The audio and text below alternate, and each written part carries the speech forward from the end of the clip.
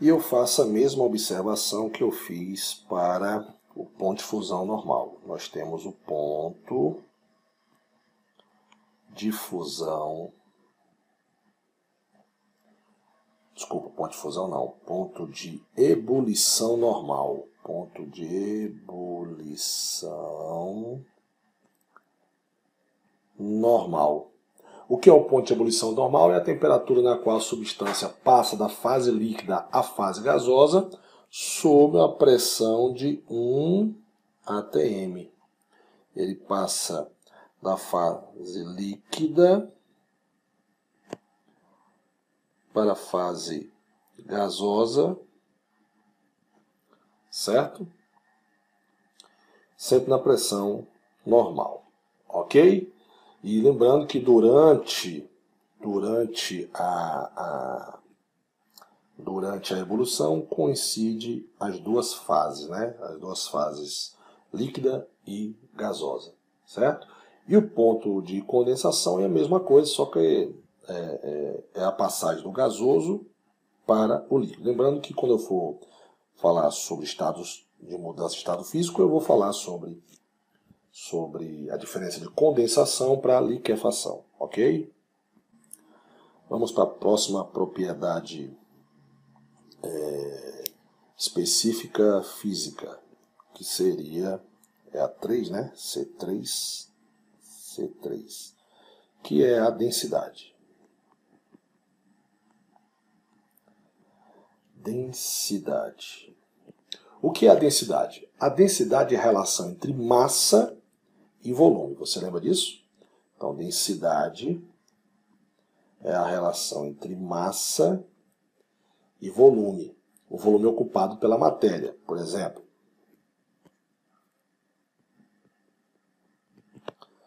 A densidade da água líquida, né? Da água líquida é de 1 grama por ml. Ou 1 grama por centímetro cúbico. Sempre lembrando, né?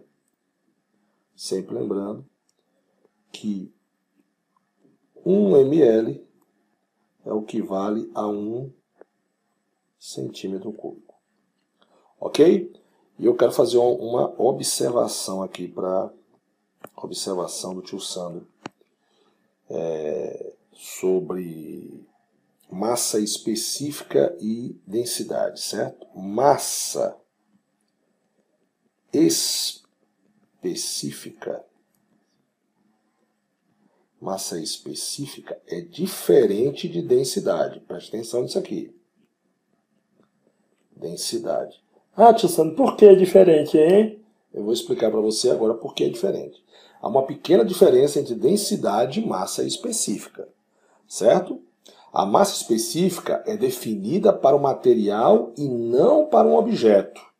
É a propriedade de uma substância, entendeu? Não do objeto.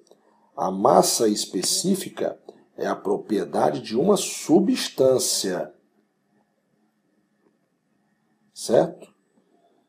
É a propriedade de uma substância e não de um objeto, certo?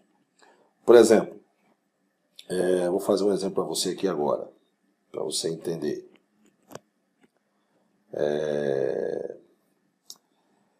A massa específica do ferro, ela é constante. Não muda, certo? Já a densidade do ferro, varia. A densidade do ferro varia, certo? Por exemplo, vamos fazer aqui o seguinte, vamos pegar aqui uma esfera de ferro maciça e uma esfera de ferro que esteja oca no meio, certo? Lógico, se a densidade é massa sobre o volume, já mudou a densidade do ferro maciço para o ferro oco, né? Para uma esfera de ferro oca, tem uma densidade diferente, lógico, a densidade desses dois aqui são diferentes, certo? a densidade da esfera oca de ferro é diferente da densidade da esfera maciça, certo? Então, por exemplo, vou fazer aqui para você agora. A densidade de um navio que tem mais espaços vazios é diferente da densidade do aço, certo? O navio é feito de aço, ok? Então, não confunda, beleza? Certo? Então, densidade é diferente para massa, densidade é diferença de massa específica, certo? A densidade, ela é sempre constante. Eu vou até aumentar aqui a largura do traçozinho amarelo do marcador de texto. Então, a densidade do ferro, a massa específica do ferro é constante. Já a densidade do ferro vai variar se você tem uma massa, se você tem uma esfera de ferro maciça ou se você tem uma oca. Ok? Agora, eu completo essa observação do tio Sandro, falando o seguinte, que para líquidos e gases,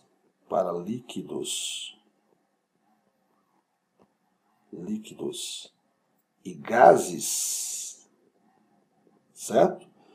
A expressão densidade e massa específica são sinônimos, certo?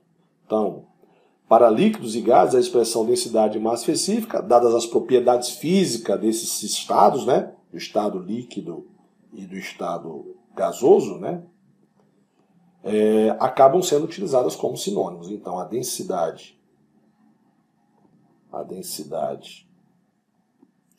e a massa específica acabam sendo sinônimos.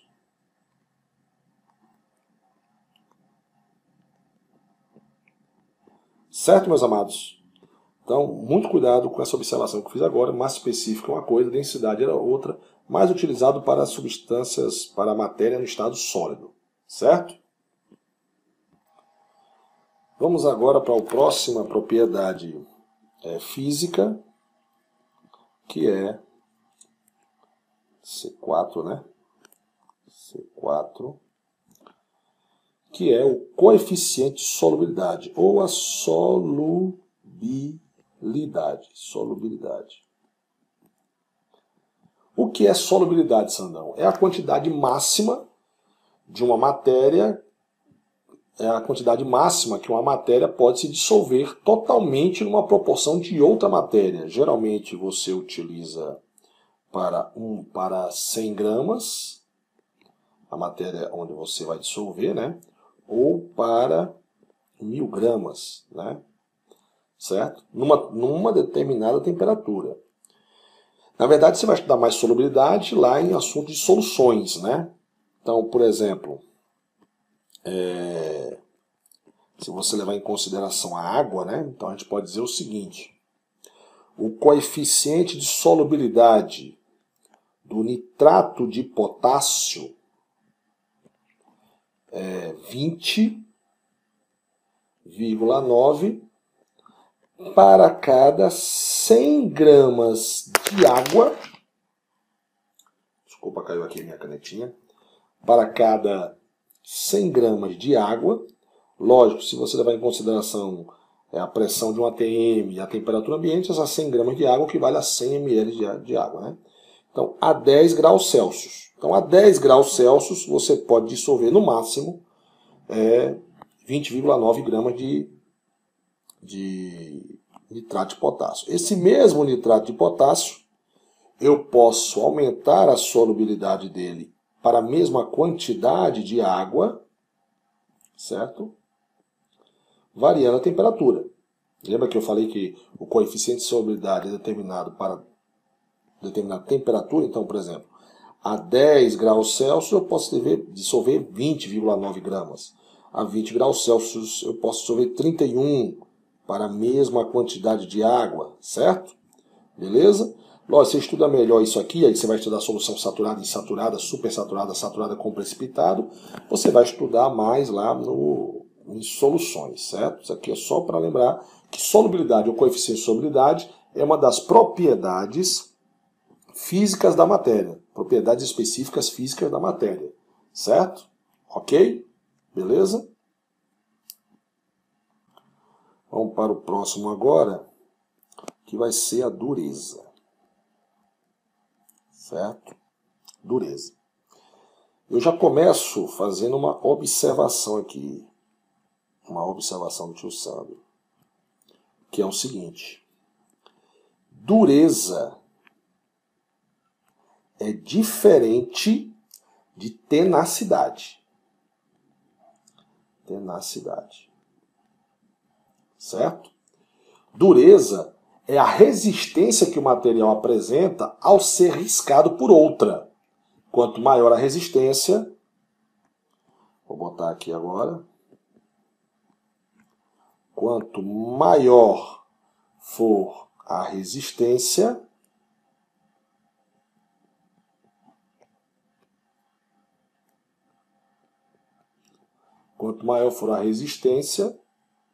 ao risco, né, mais dura é a substância, a matéria, certo? Mais dura é a matéria. Então, tenacidade é outra coisa, certo? Vou falar daqui a pouco de tenacidade, correto? Por exemplo,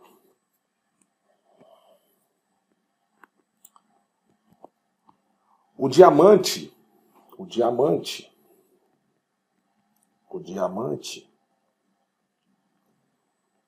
ele é mais duro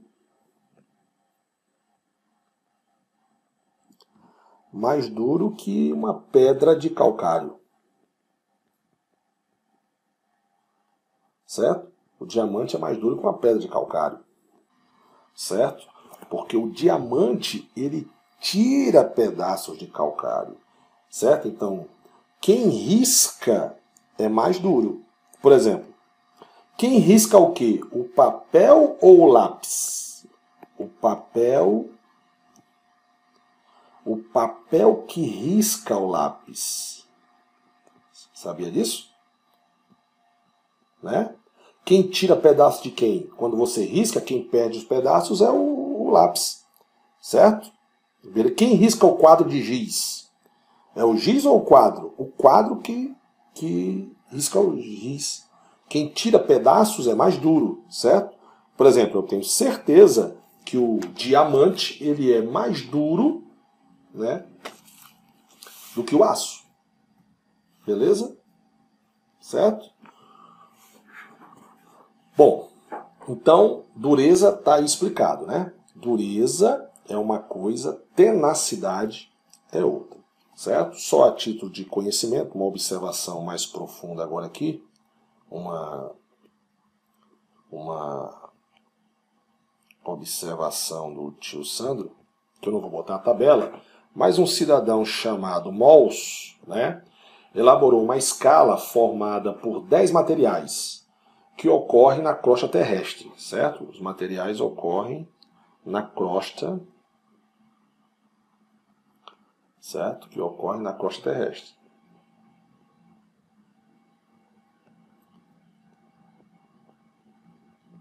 Que ocorre na costa terrestre, certo?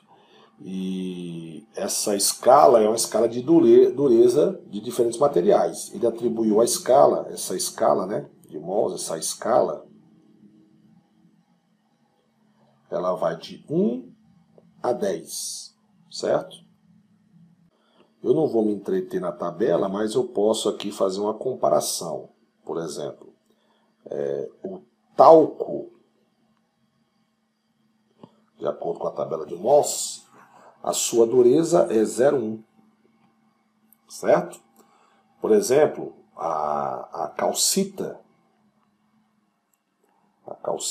a sua dureza é 0,3, né? O diamante, sua dureza é 10, certo? Então, Mohs fez uma escala de dureza aí, ok? Beleza? Bom, vamos agora para o próximo Deixa eu ver qual foi o número que eu parei. C5, vamos aqui para o C6, certo? Vamos aqui para o C6, que é o que eu falei, tenacidade. Tenacidade, certo? O que é tenacidade? Tenacidade, meus amados, é a resistência que o material apresenta ao choque mecânico, isso é, ao impacto. Então, a tenacidade está relacionada ao impacto. Certo? Então, dizemos que o material é tenaz quando ele resiste a um forte impacto, sem se quebrar, certo? Beleza? Exemplo aqui pra gente, fazer um exemplo aqui. Por exemplo, o aço é mais tenaz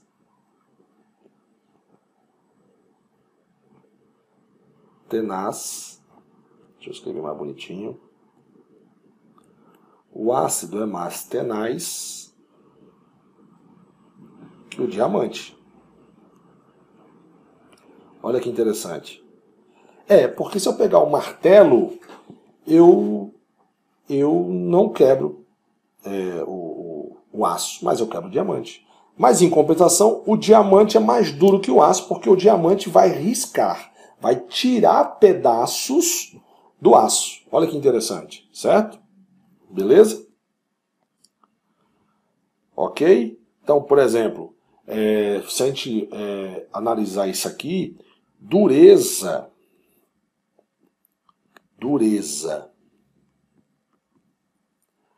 e tenacidade,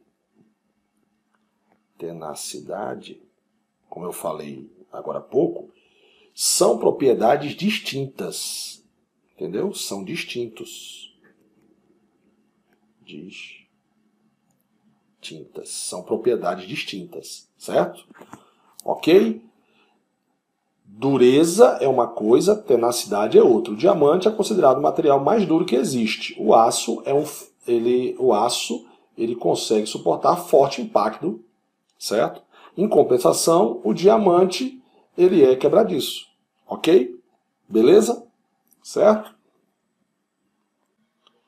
Vamos aqui para o C7. C7 agora. Brilho.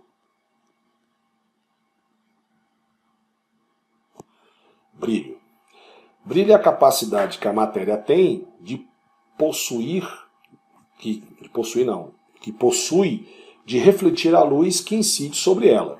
Então, quando o material, essa coisa muito interessante agora, né? Uma outra observação aqui do tio Sandro. Observação do tio Sandro. Certo? O contrário de brilho, o contrário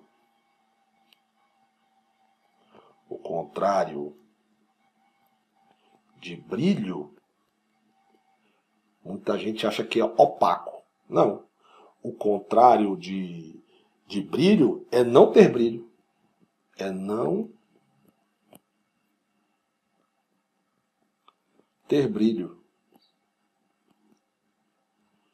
Opaco é outra coisa, certo? E não é opaco. Ok? Beleza? Quando a gente fala que o material ele é opaco, certo? Ou opaca. Opaco, meu amado. Opaco é simplesmente aquele material que não deixa atravessar a luz. Não deixa atravessar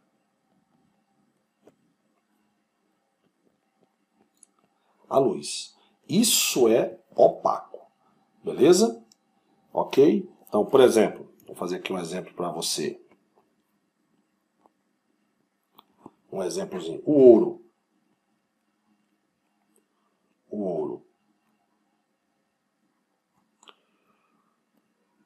O ouro, ele tem brilho.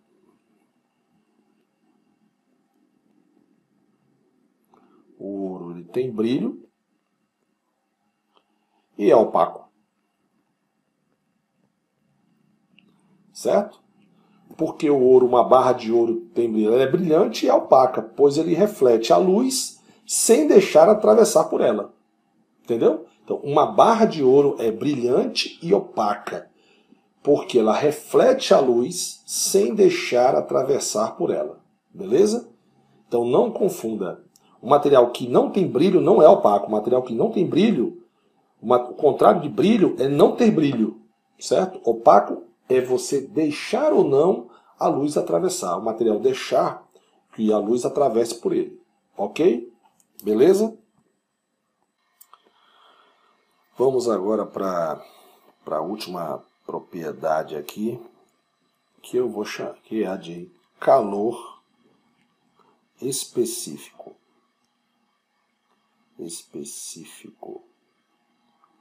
O que é o calor específico? O calor específico, meus amados, é a quantidade de calor que deve ser fornecida a 1 grama de uma substância para que a sua temperatura seja elevada em 1 grau Celsius, certo?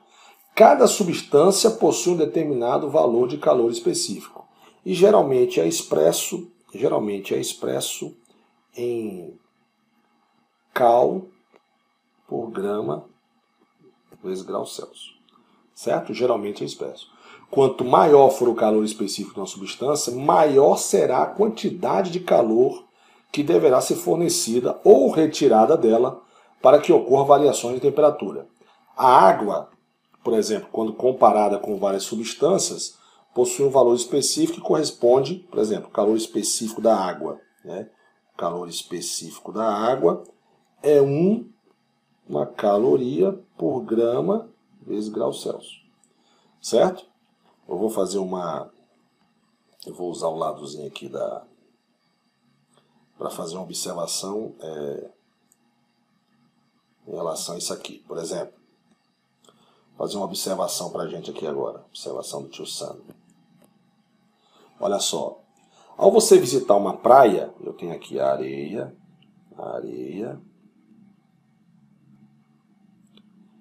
E aqui eu tenho o mar, certo? Aqui eu tenho o mar. Beleza? Olha só. Ao você visitar uma praia, você vai perceber que durante o dia a temperatura da água, a temperatura aqui da água é menor, certo? Ou seja, é inferior à temperatura da areia. A temperatura da areia é maior, certo?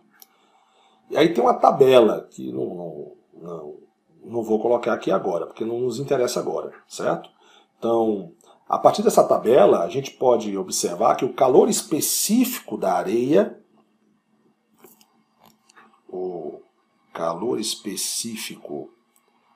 areia, se você olhar numa tabela que tem, o calor específico da areia é menor que o calor específico da água, ou seja, é menor que 1 caloria por grama grau Celsius. Entendeu? E é bem menor que o da água. A quantidade de energia necessária para aquecer a areia, certo? A necessidade para aquecer a areia é menor. Por isso, seu aquecimento ocorre mais rápido, certo? Então, por isso que a areia aquece mais rápido do que a água. Mas durante a noite, por exemplo, essa areia, né, durante a noite, a areia também perde energia mais facilmente que a água. Então, esfria mais rápido do que a água. Então, durante o dia ela é mais quente do que a água, mas durante a noite ela é mais fria do que a da água. Certo? Podemos citar ainda outros exemplos aí, como café quente, em um copo de alumínio, certo? E percebemos que rapidamente o alumínio aquece, chegando à temperatura do café. Isso porque o calor específico do alumínio é pequeno, certo? Mas eu não vou entrar nesse mérito aqui agora, certo? Então, paramos por aqui e voltamos daqui a pouco com 2 outras propriedades que pouco é falada, mas eu vou abordar aqui nessa nossa aula, ok?